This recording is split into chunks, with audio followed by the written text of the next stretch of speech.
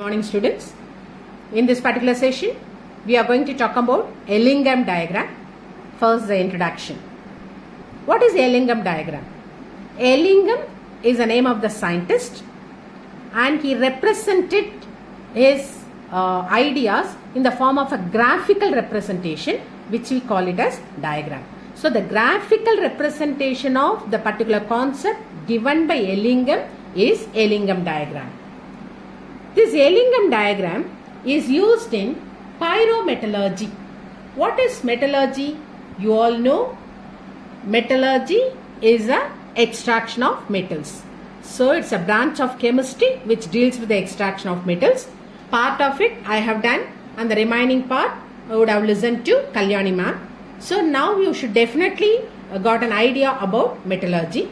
Therefore it is used in pyrometallurgy. Pyro is something to do with heat. So the metallurgical operations definitely involve heat and therefore this particular Ellingham diagram is used in pyrometallurgy. It uses the principles of thermodynamics. That is, when you study a particular chemical reaction, this should be feasible thermodynamically. That's a very important thing we will come across very often in chemistry. Therefore, if you study a particular chemical reaction, that should be thermodynamically feasible. And that's why we say it uses the principles of thermodynamics.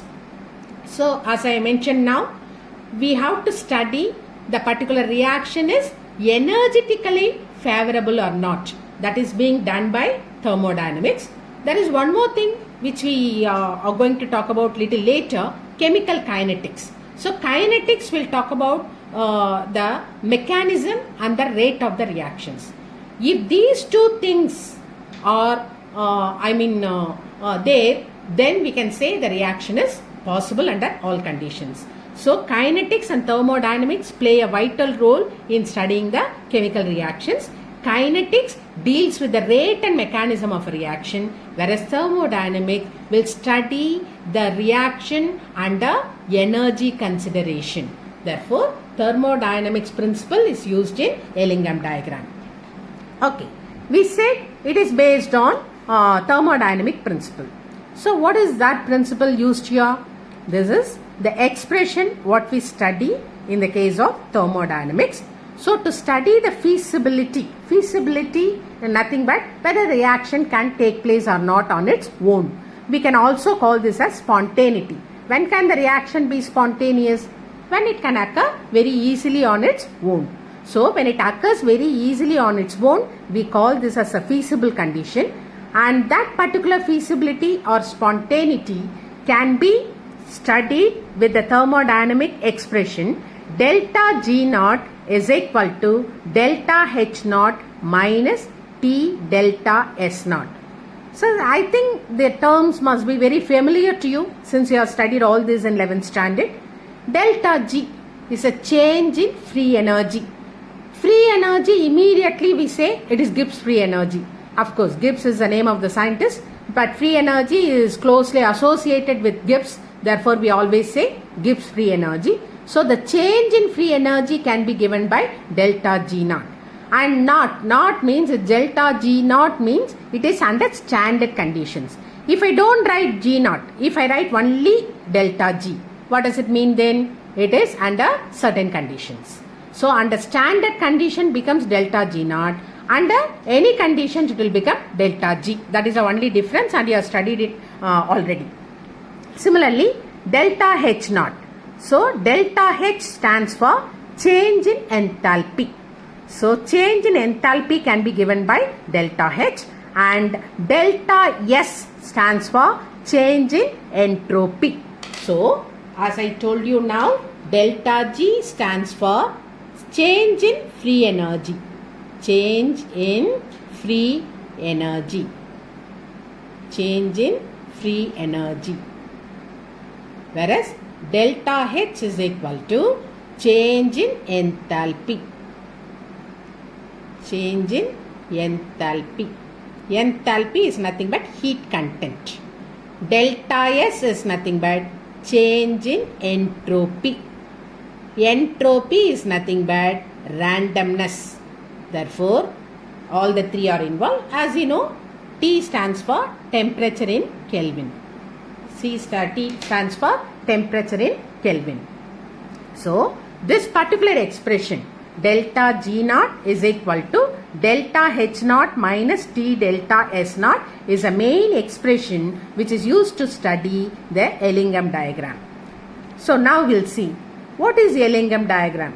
We say it is a graphical representation of delta G naught F, that is this delta G naught of formation versus T. T is temperature. Delta G naught should be taken in a y-axis and T should be taken in x-axis.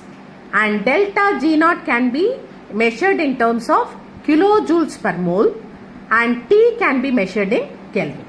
So, when you represent these two, delta G naught F versus T in y and x-axis respectively, we are going to represent Ellingham diagram. As we deal the reduction reactions of oxides, so in all the reactions whatever you study, we either talk about calcination or roasting. In all these cases, majority we have come across only the oxide ore, and in Ellingham diagram all our examples are going to be in oxide form. So as we deal the reactions in the oxide form, it is not that it is immediately we can conclude that it is used only for oxide alone. Definitely not. So it is not only for oxide but also for sulfide and halide. So sulfide and halide are not in our syllabus, so we are not going to deal with that. So only for oxides we are going to study Ellingham diagram. So example, when you say so many examples of oxides, carbonate or any other ore, I have taken the first example, zinc carbonate. So zinc carbonate on heating, that is on calcination, it will give you zinc oxide and carbon dioxide. You would have definitely heard of this through Kalyani ma'am, where she has talked about this calcination. So zinc carbonate on calcination, so I write it here for better understanding. Calcination, that is heating the ore in the limited supply of air or in the absence of air. Heating only. It is basically heating process. Either you have to heat it in the limited supply of air or in the absence of air. So that is under calcination. It forms zinc oxide and carbon dioxide. So the other example I have taken here, this mercuric sulfide. So this HgS plus O2. This particular reaction is also the heating process, but here we are doing it as roasting. Heating in excess of air. Both are heating only, calcination or roasting. Both are heating only, but calcination in the absence of air or limited supply of air, whereas here we are doing it in excess of air. So when you heat it with oxygen, it will form this mercuric oxide. So in the first case it forms zinc oxide, in this case it forms mercuric oxide. But look at the difference. In zinc oxide, we are going for the reducing agent. We are not just heating further to reduce this into a metal. We are taking the example, we are taking the help of reducing agent and we are converting zinc oxide to metal. Whereas in the second case, where we have got mercuric oxide, we are going to just heat it and decompose it to mercury. So these are the two differences you have to make a note. In one of the cases, I make use of reducing agent. In another case, I make use of the temperature, that is just by heating. And therefore, what is the difference between 1 and 2? Just now I told you. In the first case, reducing agent is used. In the second case, we are heating at a particular temperature. So these two, that is to use the reducing agent and to get a particular temperature, the metal, both the things can be got by using Ellingham diagram. So the temperature as well as the reducing agent both can be studied using Ellingham diagram. So far we have seen what is Ellingham diagram and what is the representation and what are its the uses. Okay, so this particular Ellingham diagram is used to see whether you can get the metal either by heating or by using a particular reducing agent. Is that clear, students? Yes. Now we move on to the next part of Ellingham diagram to predict the feasibility the feasibility of smelting in metallurgical operation. To predict the feasibility of smelting in metallurgical operation. So, smelting is a word which you would have come across in the previous part. Smelting is nothing but the reduction process. Okay, where we remove the the acidic and basic impurities also. So, the conditions. So, we know the expression used for this is delta G naught is equal to delta H naught minus T delta S naught. By considering this delta H naught minus T delta S naught, we get three possibilities here. Delta G naught may be equal to 0. When you get it is equal to 0, it is at equilibrium.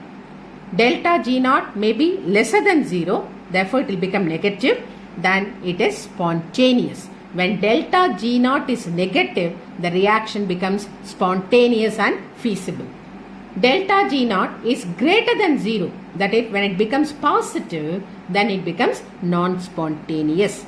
Therefore, these are the three important things you need to remember to study the spontaneity criteria.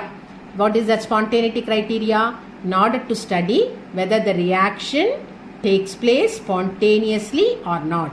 To study the type of reaction, whether it's spontaneous or non-spontaneous, you need to remember the three conditions. What are they?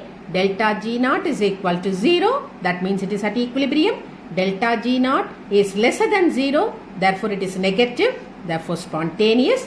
And delta G naught is greater than 0, therefore it is positive and it is non-spontaneous. Very, very important. Okay. Next, study of conditions. You know, just now I made use of, under standard conditions we make use of delta G naught, or under any condition it is delta G is equal to delta H minus T delta S. When delta G is negative, just now I said it becomes spontaneous. That's what I have written here. Therefore, in order to arrive this delta G negative, what are all the things we need to consider? In metallurgy, you know, most of the reactions will liberate heat. Therefore, they are exothermic reactions. Therefore, in metallurgical operations, majority of the reactions you can see it is the combustion process. Therefore, it is exothermic. Therefore, all the reactions involved in metallurgical operations lead to exothermic process. When delta, therefore exothermic, delta H becomes negative. And when you consider T delta S, what is the other term involved here? T delta S. If you say T delta S becomes positive, together it becomes positive, then the whole value when you consider negative minus of positive, it will become negative. Hope you understand now. So, I consider delta H here is negative. So, delta G becomes negative. Then what you have? Negative here. I am considering T delta S as positive. Therefore, some positive value here. Therefore, delta G on the whole becomes negative. Therefore, delta G is negative. Therefore, spontaneous at any temperature. This is a very, very important thing. Therefore, at any temperature it will become spontaneous. Next thing, delta H is negative because basically all metallurgical operations are exothermic process. Delta H is negative. And T delta S, first case we are considered positive. But in this case we are going to consider this negative. And this is negative, which is more negative? I am considering delta H is more negative than T delta S. So what do I mean by writing this? Delta H is more negative than delta T delta S. Therefore, when delta H is more negative than T delta S, again delta G becomes negative. So, when it becomes negative, what you have studied? The reaction is spontaneous at low temperature. Here, because of the consideration, this particular consideration, we are getting the spontaneity only at low temperature. Then the last condition here, delta H is equal to positive. So it must be a kind of endothermic reaction if you consider. T delta S is also positive. We are considering both delta H and T delta S positive, and the temperature is going to be very high. And therefore, when temperature becomes very high, what does that mean? I am considering T delta S more positive than delta H because it is at very high temperature. So T delta S more positive than delta H, then greater positive value we get finally. Therefore delta G becomes, on the whole, becomes negative. Therefore it is spontaneous at high temperature. Do you know how we get this negative value? T delta S is more negative. Therefore delta G is equal to, delta H is already negative, but this T delta S is more negative. T delta S is more, delta H is positive and T delta S is more positive. Sorry for the mistake I have done. So delta G is equal to, because we are considering both as positive, delta G is equal to delta H, which is positive, and T delta S more positive. Therefore this value will become more high. Therefore this high totally will decide the final thing. Therefore delta G is equal to negative, and therefore it becomes spontaneous at high temperature. Is that clear, students? Therefore basically we are considered only three conditions. Delta G is equal to negative. In all the cases negative only, but in the first case it is spontaneous at any temperature because it is delta H is negative, T delta S is positive. But in the next case, delta G, again we are getting negative only. Delta H is basically exothermic and we are considering this as negative. But remember, T delta S, we consider this as a negative value, and T delta S is less negative than delta H. Therefore delta G becomes overall negative. Therefore it is spontaneous at low temperature. Similarly, by considering the positive value, we have got spontaneity at high temperature. Is that clear, students?